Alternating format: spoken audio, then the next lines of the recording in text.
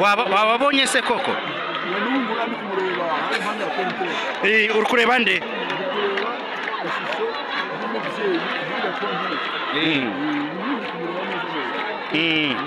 hanyuma bivuze iki ku mukristo katolika no kuwizera muri rusange ushatse kwerekana ko niba tubonetse tukabona umuntu mu ishusho ushatse kutwereka ko tutangiye kwisubiraho kubera ko igihe bigeze yego ukimubona n'amaso yawe umutima wanjye numvise ngeye ugomba kureka ibintu byose wabona ni ikihe cyifuzo wamuhaye kuko iyo wageze ku muyobozi hari icyo umubwiye uti ndashaka gukemurirwa iki nahise mvuga ko dusengere aka karere yadufasha muri aka karere ntabwo intambara ariko intambara yarashize k'Afurika imitima y'abantu baracyari inama hano hakaba umwuka mwiza ndetse ugakorera mu gihugu abayobozi baho bakabaho neza abaturage bakumva baguwe neza ku buryo umutekano ukomeza ariko musaza abayobozi baravuze bati mutahe ibi bintu turaza kubisuzuma ariko wumvaga bari kuvuga bati kiriya n'izuba ryakubise ahantu habakuriye ntabwo ari byo twese kugira ngo abaturage ntabwo ari byo kuvuga ngo abaturage barataha ntibishoboka imana ntabwo yirukana n'abantu bayo nuko nta n'umuntu uje kureba imana ntibanayirinda muzehe wamubonye yesu hari akantu cyangwa koza muzehe kamwe gatoya umaze uhuza gute amabonekerwa no guhishurirwa amabonekerwa no guhishurirwa kubonekerwa hari kuba ubona n'amaso yawe ariko ushobora guhishurirwa ibintu ukumva mu mutima wawe cyangwa mu bwonko bwawe muri roho ukumva ibintu bikujemo ubuhishurira ariko ibonekera hari ibyo ubona none bikagira icyo bwibutsa rero twabonye amashusho ya Bikira Mariya iyo twafashe nk'aho ari Yosefu hanyuma tubona n'abandi bahari cyangwa ari abamarayika cyangwa kimwe n'abanyabwenge babikora nyuma yaho utuye mu mudugudu wa Kabaya Kabaya ni hehe Kabaya ni Gataraga ariko mu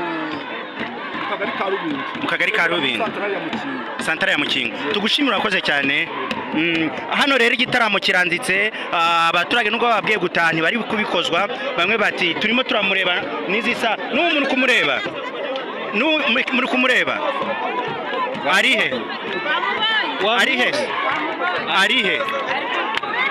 wamubonye byakumwe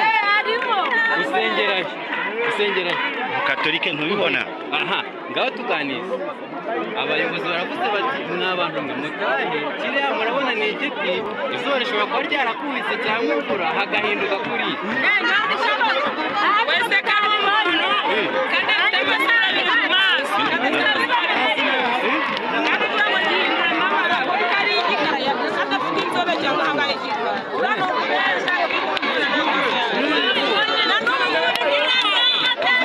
yes hano nawe wabonye Yesu hano bango kwa padiri nawe wabonye nde mbonye oya munyereka ara mu giti mugati gatonya kidafite amashami arahari muraza kuva hano bigenze gute rero hano hari abakobwa nabo bari gufotora namwe mwabonye Bikira Mariya cyangwa mwabonye Yesu ntabwo uramubona yes bamwe barabyemeza abandi bakabihakana baravuga yuko babonye Yesu abandi bati ntitwamubonye mbibutse ko turi mu kagari ka arajya aravuga ati ndutasamana abibwira abantu ariko icyo yabivugaga abantu batangiye guhakana noneho akaza akiyerekana mbese agashyiraho agatera nk'ahateye nk'ahabihamije muramutse musanze ari ikinyoma uratari Yesu umuntu kubona birashoboka ko byaba ari n'ikinyoma kuko na shitani afite imbaraga sinzi niba ari wowe waje gushushanya uriya muntu muriya ahari wenda bikemerwa nabwo kubera abapadiri bacu baratubwiye bati nimureke hagiye kuzaba amasesengura tuzababwira uko bizagenda rero ubwo twebwe turabumviye turategereje ariko twebwe aka kanya ntabwo twahakana wowe wabonye niwe aka kanya ntabwo ntabwo ubutumwa watanga rero ku bantu bari kure bari kuza kandi bitemerewe kuba abantu baza hano ari benshi uko mu mwanya birashoboka ukwizera kwanyu ntabwo baguhutaje ariko mu gihe muri mubaye benshi ngo barinde ubuzima bwanyu birashoboka ko barafata icyemezo cyo kubaraho kwa babavana hano ku ngufu ubutumwa wahereza abantu bataragera hano ndababwira ibyo nabonye ndababwira aba bantu benshi nabonye babwira abaturutse kure ko bose baje bo rero batashobora kugera hano ndavuga ibintu kubona nabonye kuko nawe wagenda ukabibabwira niba ahubwo we wababwira wabashije no kwagera batagukumiye weho nawe wagira icyo bakubwira weho ntabyo wabonye ntabyo wabonye wamubonye n'ubu ukimara kumubona mu mutima wawe ukomeze ingo nyamara hano hantu hari imana wari ufite ikibazo cy'uburwayi ariko ukimara kumubona bworohewe yes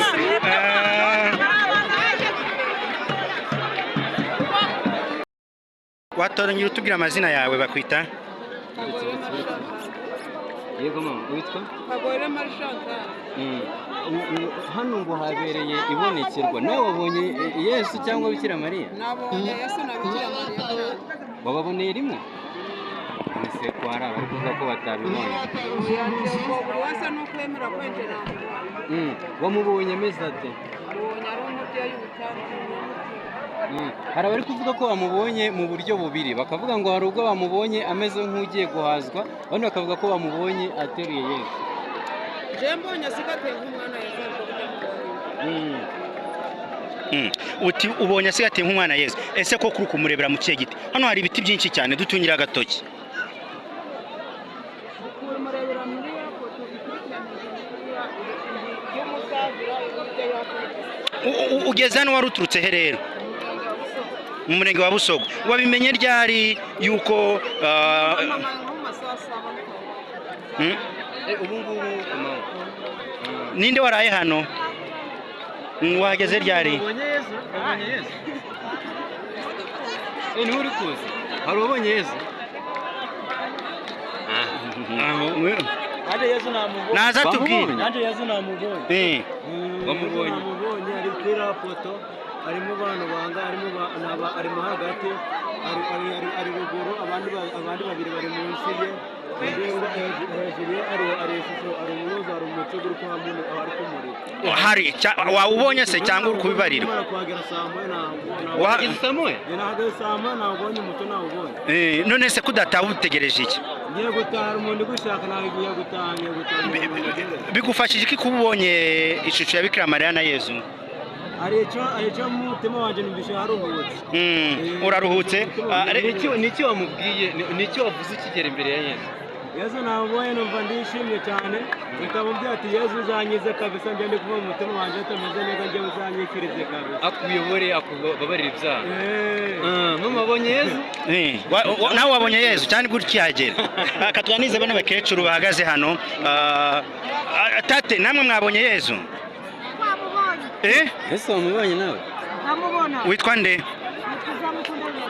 Beatrice waturutse hehe hano ku mudugudu wa Gakuku wabimenye ryari ko Yesu ari hano ubundi Yesu kuki yaje mu giti ni mu gitondo numvisha abandi bari kugenda nanjye nzanje mukecuru nk'umuntu mukuru nawe dushiriye mu nyurabwenge Yesu akwiye kubonekera muri kiriya giti koko cyangwa nawe njye namubuze wowe wamubonye ameze ate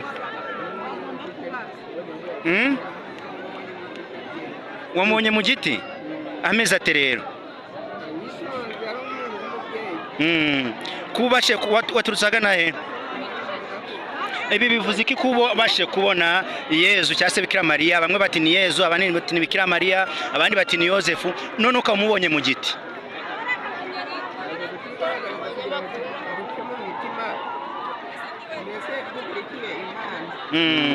ufata gute amabonekerwa n'ihishurirwa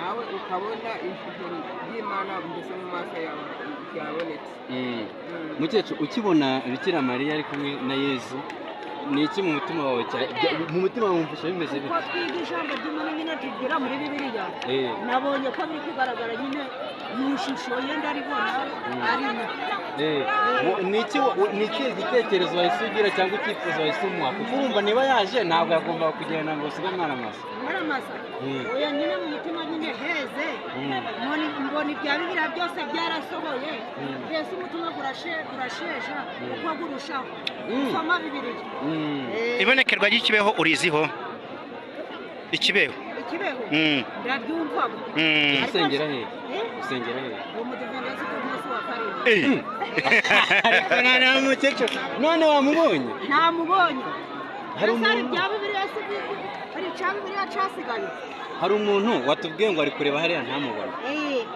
ngo abandi bari kubikura uwo ni umunyabyaha ntiyizeraga ngo ngwiki ngo ngwiki mama noneho ko wamubonye urizeye wageze hano sangahe bakwita nde ubu uhetse umwana kuva saa 3 nturarya nta n'akazi urajyamo wabizanye wiyembye se wabibwiye n'iki rero kwanguze kuza hano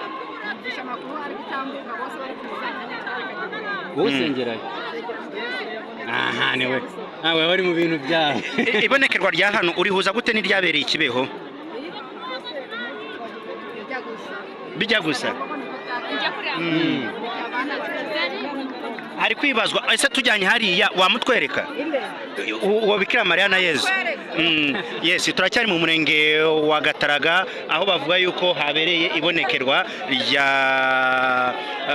Yezu ndetse na Bikira Mariya hano hari umusaza muze muraho neza wambaye agashapuri hano ngo habereye ibiki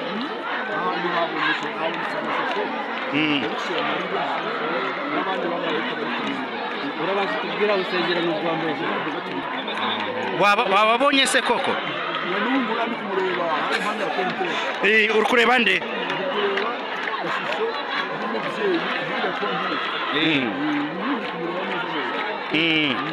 hanyuma bivuze iki ku mukristo katolika no kuwizera muri rusange bishatse kwerekana ko niba tubonetse tukabona umuntu mu ishusho bishatse kutwereka ko tutangiye kwisubiraho kubera ko igihe tugeze yego ukimubona n'amaso yawe umutima wanjye numvise ngeye ugomba kuruta ibindi byose wabona ni ikihe cyifuzo wamuhaye kuko iyo wageze ku muyobozi hari icyo umubwiye uti ndashaka gukemura ibyo nahise mvuga ko dusengere aka karere yadufasha muri aka karere ntabwo intambara ariko intambara yarashize ka Afurika imitima y'abantu baracyari inama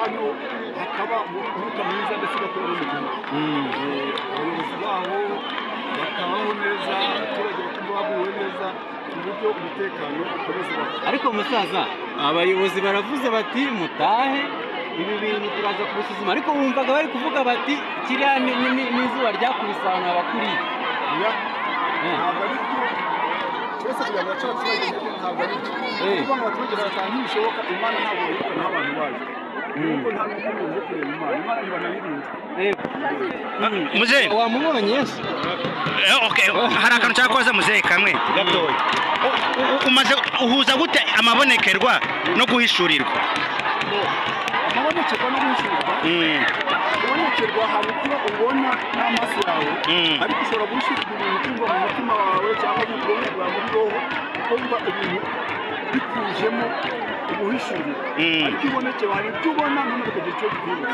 rero twabonye amashusho ya Bikira Mariya iyo twafashe nk'aho ari Yosefu hanyuma tubona n'abandi bahari cyangwa ari abamarayika cyangwa kimwe n'abanyabwenge babikora nyuma yaho utuye mu mudugudu mu mudugudu wa Kabaya ni hehe Kabaya ni muri Gataraga ariko mu kagari ka Rubindi mu kagari ka Rubindi santara ya Mukingo tugushimira urakoze cyane hano rero igitaramo kiranditse abaturage nubwo babwiye gutaha ntibari kubikozwa bamwe bati turimo turamureba n'izisa n'uwo muri kumureba muri kumureba arihe arihe arihe wamubonye byakumwe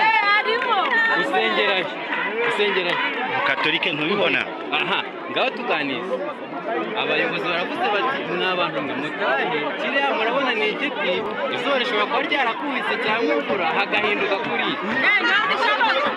wese kari umuntu kadafite amasaro abiri mu maso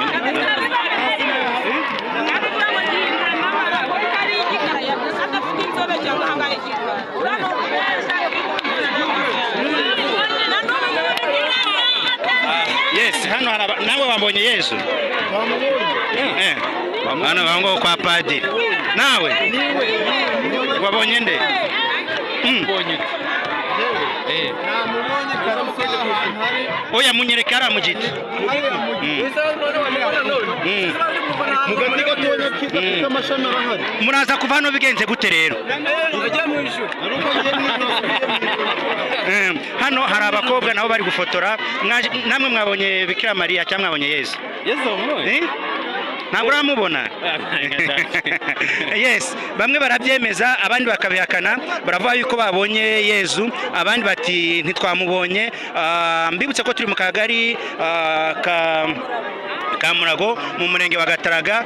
Bamwe bamaze gutaha, abandi bashaka gutaha, abandi baturutse mu bice bigiye bitandukanye by'igihugu cyacu. Ubona ko bamwe baturutse Rubavu, Ngororero, Nyabihu, Didas. Ibi bintu nk'umwe mu bantu bemera Imana ubyakiriye gute?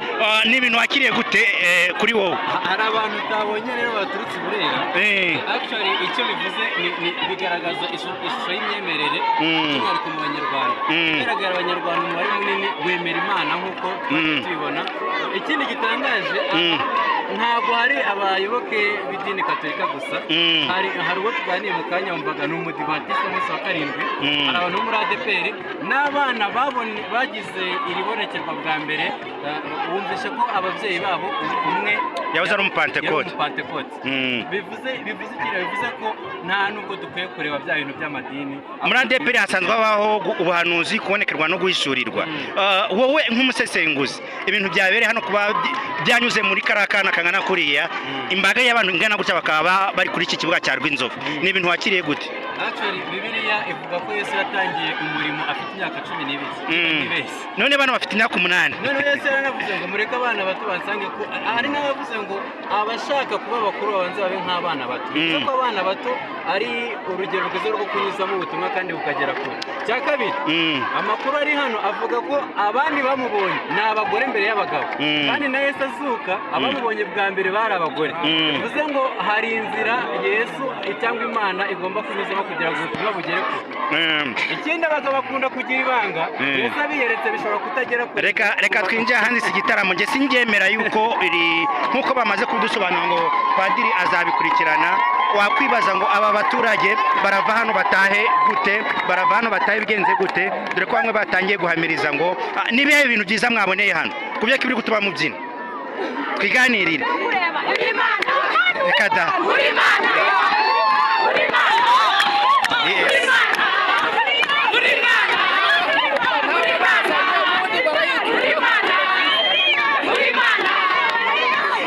Murabibona rero ngo babonye Yesu hano, kwa bahava bagatahana ikintu kitoroshe Didasi. Ngira ngo mukomeze mudukurikire kuri Iris Rwanda TV, mukore subscribe, like, share kugira ngo amakuru yacu n'ibigano bikomeze kwageraho kugiye uboneka tuje gutegura inkuru Didasi, kuko biragaragara yuko hano biragoye cyane ko umuntu yahava. Ntabwo abantu bataha. Byonyine no kubona bazira. Murabafite nageze hano saa moya. Ntabwo ashaka gutaha kandi abayobozi bamusezereje. Yes, reka nkuko muri kubibona gende nawe wabonye Yesu? Nawe wamubonye? Ari hehe? Mu giti seza aba mu giti cyaba mu ijuru? N'ubu uri kumubona? Ari hehe? Abayobozi baravuze ngo iriya ni nk'imvura yaguye cyangwa izuba rikava hakaba kuriya, baranabwira ngo mutahe. Muremera ko ari byo cyangwa oya? Kandi twebwe abantu buri wese afite uburyo abona ibintu. Rero buri wese hari uburyo ari kubona ibintu bitewe no kwemera kwe. Ubwo rero nk'uko bizanye hano ubundi urananirwa arataha. Hano nta biryo bafite, urananirwa arataha ajya kurya iwawe. wemera ko uriya ari Yesu? ni Mariya na Yesu. mu kwemera kwanjye ndabyemera. Okay, urakoze cyane. Yes, abaturage bakomeje guhamya yuko uwo babonye ari Yesu, abandi babonye Bikira Mariya. Biracyari urujijo nk'uko padiri mukuru amaze kubisobanura ngo bazafata umwanya wo kubyigaho kugira ngo babe bagira icyo babivaho, doko amabonekera y'ikibeho. Padiri atubwiye yuko yafashe imyaka 20 kugira ngo abe yakwemezwa nk'ikibeho kuva muri 81, hazamo imyaka 9 bagenda babona ibintu bigiye bitandukanye, ariko uyu munsi wa none Dida katumwa cyajyana cyo hirya, nubwo hano mbona naho bimeze ukundi kuntu biri buze kugorana cyane kugira ngo aba bantu babe bava hano. Didasi, niba amabonekera y'ikibeho yaratwaye imyaka 20 kuva muri 81 mu 1981, ibi ngibi abantu bakaba batangiye guhurura bangana gutya, ibi kuri wowe urabona ari iki? Ni wowe mwanzuro buze gufatwa? Ikintu gihari, abantu uko biri kose barababwira gutaha, ariko igihari nuko hari ahantu ku bantu kuri uru rubanda uri kubona ubu hamaze kuba hatagatifu, kuko n'ibyo bavuze abayobozi abaturage ntabwo babyumvisha. Biriya bivuze ko hari n'ahantu hatagatifu, uko biri kose bazajya bahasura. Namwe mwabonye Yesu ari hehe? Katwumva umukecuru, uwo mukecuru tate, wabonye Yesu? Bikira Mariya wamubonye? Nabonye nkuriya mu giti. Usengerahe? Wow. Nawe uri kumubona? Nje nagize ngo ubwo. Bivuze iki kuri weho? Wahise ubyakira uti? Ibimenyetso Imana n'izi bishaka. Nawe wamubona? Nawe uri umupatekote?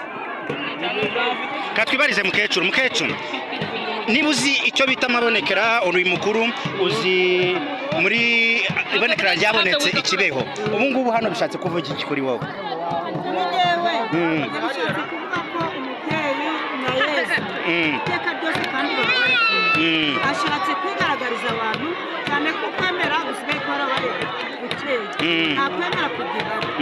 Ubwo rero ashatse kuza kuko ni kenshi agenda avuga ati ngewe n'uyu yaravuze ati ndi nyina wa Jambo, arongera aravuga ati ndutasamana icyaha, abibwira abantu. Ariko ibyo yabivugaga abantu batangiye guhakana, noneho akaza akiyerekana, mbese agashyiraho agatera nk'ahateye nk'ahabihamije. Muramutse musanze ari ikinyoma uratari Yesu umuntu kubona? Birashoboka ko byaba ari n'ikinyoma, kuko na shitani afite imbaraga. Sinzi niba ari wowe waje gushushanya uriya muntu muriya ahari wenda bikemerwa, nabwo kubera abapadiri bacu baratubwiye bati nimureke hagiye kuzaba amasesengura, tuzababwira uko bizagenda. Rero ubwo twebwe turabumviye, turategereje, ariko twebwe aka kanya ntabwo twahakana.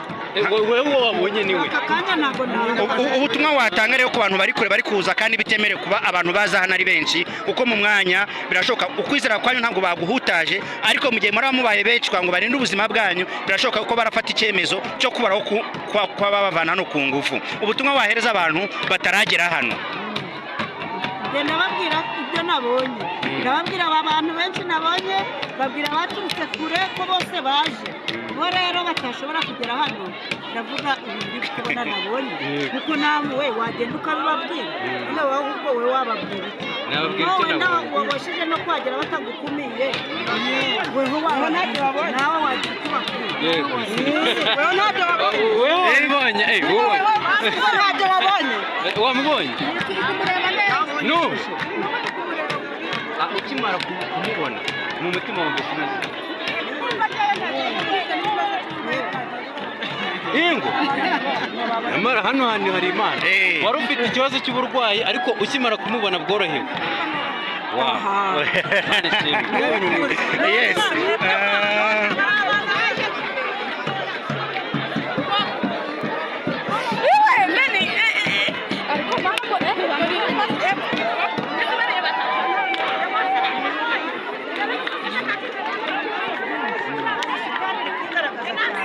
kandi yaradutwaye abenshi twaragiye.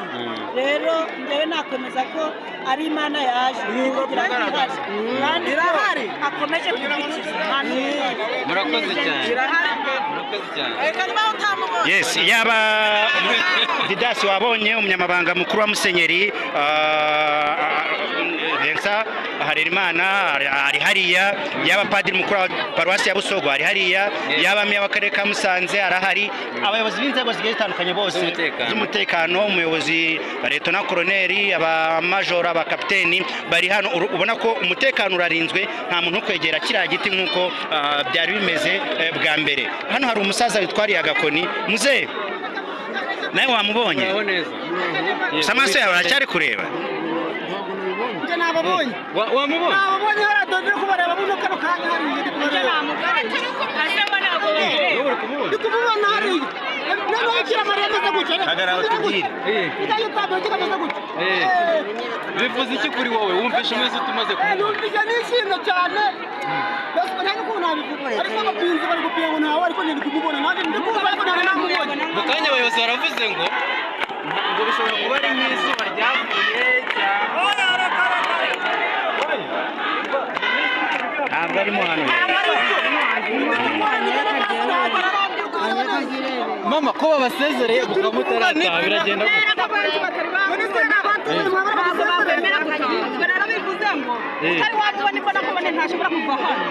wowe wamubonye? Njye namubonye mu ishusho yera, ariko uburyo namubonyemo inyuma ye hari harimo umukororombya.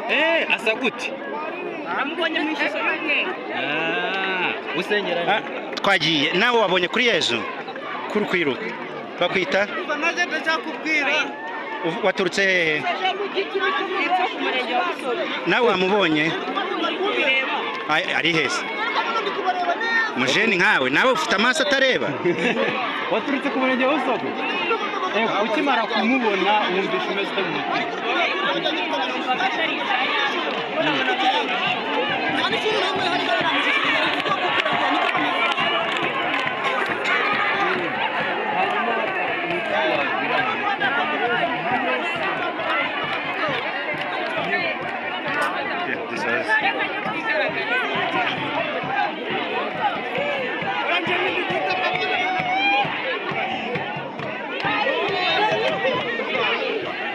Ay,